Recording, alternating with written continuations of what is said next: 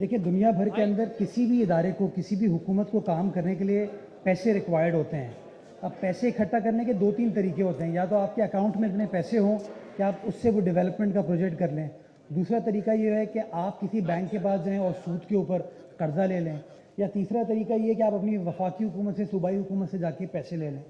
एक चौथा तरीका जो अब दुनिया भर में इस्तेमाल किया जा रहा है और जो बड़ी बड़ी लोकल म्यूनिसिपल गवर्नमेंट्स हैं वो म्यूनिसिपल बॉन्ड्स का कॉन्सेप्ट लेकर आई हैं, जो कि कर्जा नहीं होता, it is more like an investment.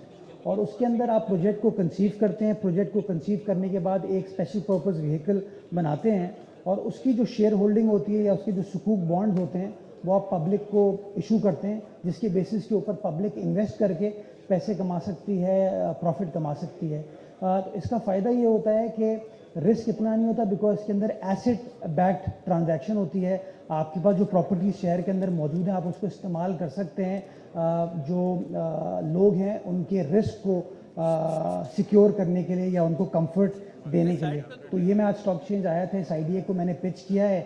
Response बड़ा पॉजिटिव आया है तमाम दोस्तों की जानिब से और मैं कोशिश करूँगा कि इस तरह की चीज़ों के ऊपर काम किया जा सके। चूँकि आप सब जानते हैं कि सॉलिड वेस्ट कचरे से बिजली भी बनती है, गैस भी बनती है, आरडीएफ भी बनता है, बहुत सारी और चीज़ें बन रही हैं। तो क्यों ना उस कचरे को इस्तेमाल करने के लिए काम किया जाए। इसी तरीके से जो आपका सेवरेज है, उस सेवरेज के अंदर जो पार्टिकल्स हैं उससे बहुत सारी आप चीज़ें फर्टिलाइज़र वगैरह बना सकते हैं। पानी इटसेल्फ जो है वो एक ऐसी कमोडिटी है जो कि प्राइवेट कंपनी तो उस पानी को बॉटल करके बेचती है और करोड़ों रुपए कमा रही है, लेकिन जिसका पानी है वो उसको उस तरीके से इस्तेमाल नहीं करा। तो इन तमाम चीज़ों को हम एक्सप्लोर कर रहे हैं और आज यहाँ पे आने का ये मकसद था। होपफुली इसको हम प्रोफेशनली डील कर पाएंगे ताकि एक विन विन सिचुएशन कराची शहर के लिए अचीव की जा सके।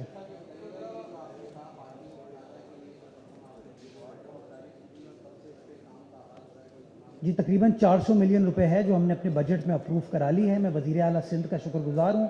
मैंने उनको प्रपोज़ किया था कि ये चीज़ करने की ज़रूरत है, अपनी चुंदरीगढ़ रोड को मॉडर्न लाइंस पर डेवलप करने के लिए। तो very kind of the chief minister कि उन्होंने इस चीज़ को बजट में काबीना से मंजूर करा लिया है। आइंदा चंद रोज़ में, हफ्तों में बजट इंशाल्लाह सिंध असेंबली से अप्रूव हो जाएगा, तो उसके बाद फॉर्मली ये पैसे एलोकेट हो जाएंगे। जैसा कि मैंने कहा कि इसके अंदर पैसों का इशू नहीं है, इसको हम पब्लिक प्राइवेट पार्टनरशिप पे भी कर सकते हैं, इसके ऊपर भी म्यूनिसिपल बॉन्ड हम रेस कर सकते हैं। प्लस हमारे पास ये पैसे भी हमने 400 मिलियन अपने बजट में रखवा लिए हैं। इसमें इशू है एनओसी का कि रेलवे क्लेम करती है ये प्रॉपर्टी उनकी है। तो अगर पाकिस्तान रेलवेज इसकी एनओसी हमको दे देती है तो हम कमिट करते हैं कि हम कोई पैसा फेडरल गवर्नमेंट से नहीं लेंगे, हम खुद इसको बना के कराची के ताजरों के लिए, कराची के बिजनेसमैन के लिए, कराची के आम शहरियों के लिए एक खूबसूरत पार्किंग प्लाजा बना पाएंगे।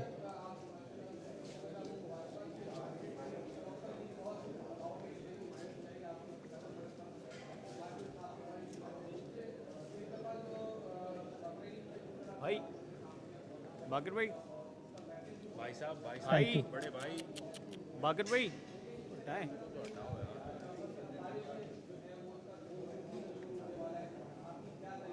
पीछे कैमरे लगे हुए भाई,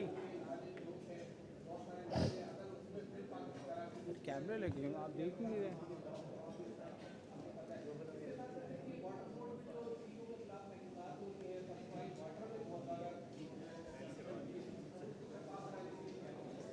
अच्छा, आपने कहा ना कि वो मेयर, क्या आपने वर्ड यूज़ किया था मेयर के ऊपर? जवाब। मेयर कराची हर वक्त ही जवाबदेह है।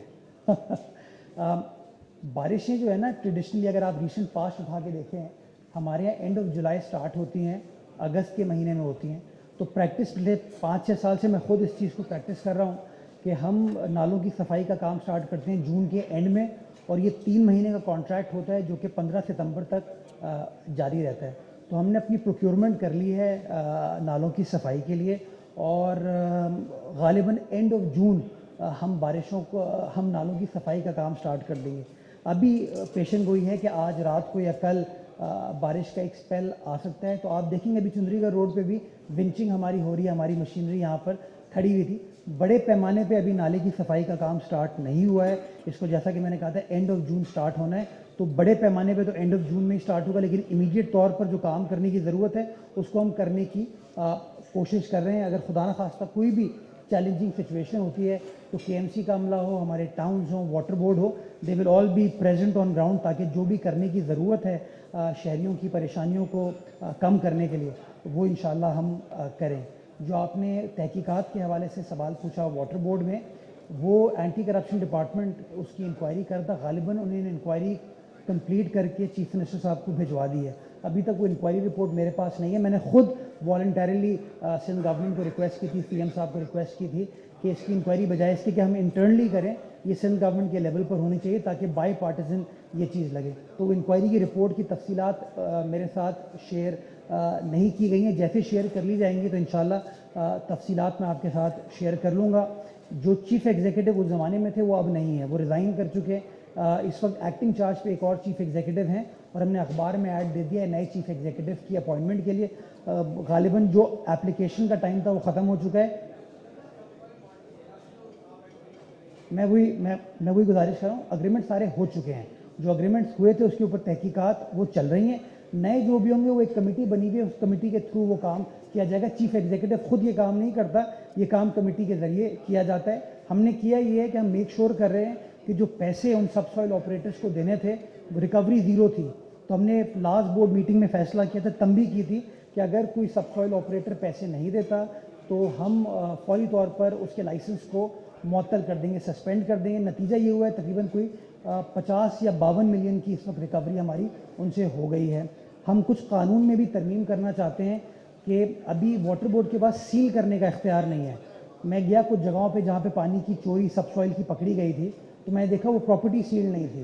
तो मैंने उनसे पूछा जी सील क्यों नहीं किया आपने? तो बताया कि हमारे पास सील करने के इख्तियारात नहीं है। तो हम वो भी कानून में जो सुकून है उसको एड्रेस करने जा रहे हैं। प्लस एक जज साहब को भी तैनात किया जा रहा है ताकि वाटर का अपना ट्राइब्यूनल हो, ताकि वो तेज़ी से केसेस को सुन सके और डे टू डे बुनियादों पर इन मामलों को हम हल कर सकें।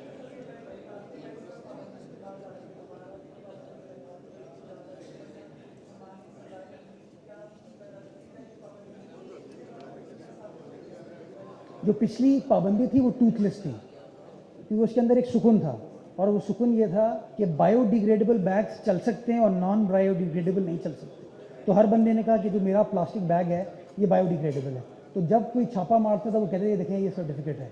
तो हमने अब की बार उस सुकून को ख़त्म कर दिया है और हमने कहा कि जी एब्सोल्यूट बैन होगा, कोई थैली नहीं होगी। और 1 महीने का टाइम दिया हमने ताजरों को या उन मैन्युफैक्चरर्स को कि वो इन चीज़ों को अपनी एड्रेस कर लें।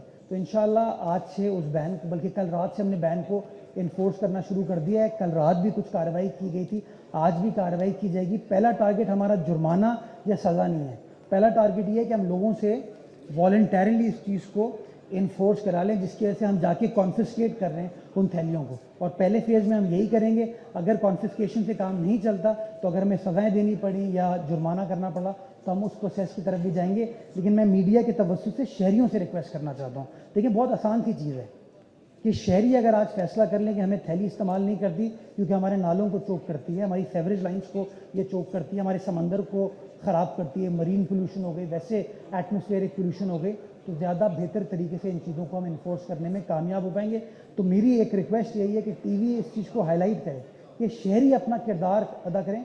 सरकार तो कर रही है, हुकूमत तो कर रही है, हम और आप कर रहे हैं, लेकिन अगर शहरी भी इस चीज़ को सपोर्ट करेंगे तो ज़्यादा अच्छे तरीके से इस मामला को हम एड्रेस कर पाएंगे।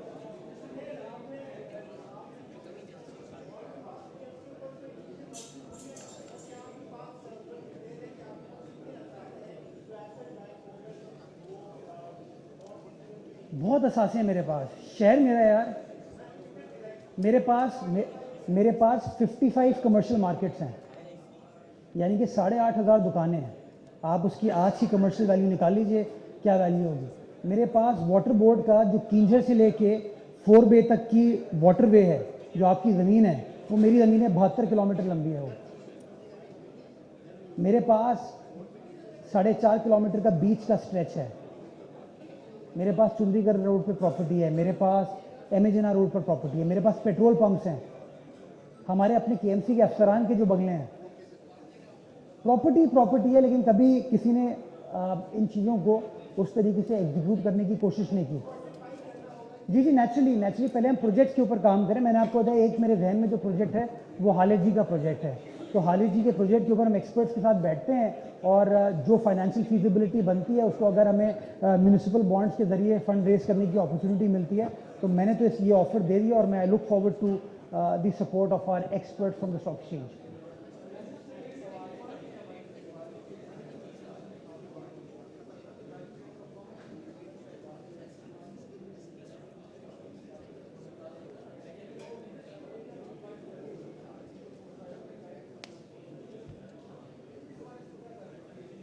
पानी की रिसाइकलिंग पे हम काम करें। असल चीज़ ये है कि आप अपने मीठे पानी को सनती इस्तेमाल के लिए, मेरा मानना ये ज़ाया कर रहे हैं।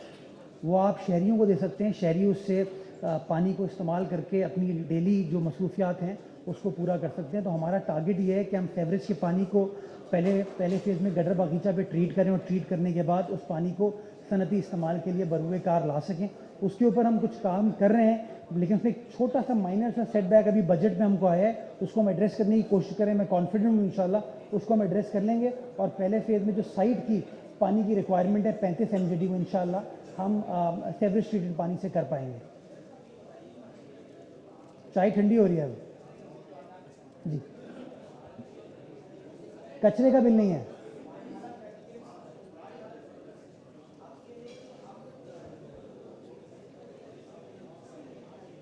इसके लिए भी देखिए प्रॉब्लम यही है कि शहर के अंदर के इलेक्ट्रिक के 38 लाख कंज्यूमर हैं, वाटर बोर्ड के 15 लाख कंज्यूमर हैं, बिल प्रिंट होता है 7 लाख कंज्यूमर्स का, 3.25 लाख कंज्यूमर बिल पे करते हैं। ये खामियां हैं हमारे निज़ाम की जिसको कभी माजी में एड्रेस नहीं किया गया। जब खामियों को एड्रेस करने की कोशिश करते हैं तो ये सख्त फैसले करने पड़ते हैं। जब सख्त फैसले करते हैं तो लोग फिर इल्ज़ामात लगाते हैं। तो हम कोशिश ये करेंगे इल्ज़ामात से बालाए ताक होकर शहर के बेहतरीन मफाद में काम करें। जितना पैसा इदारे रिकवर करेंगे उतना पैसा वो इदारे शहर की बेहतरी के ऊपर खर्च कर पाएंगे। जी लास्ट क्वेश्चन।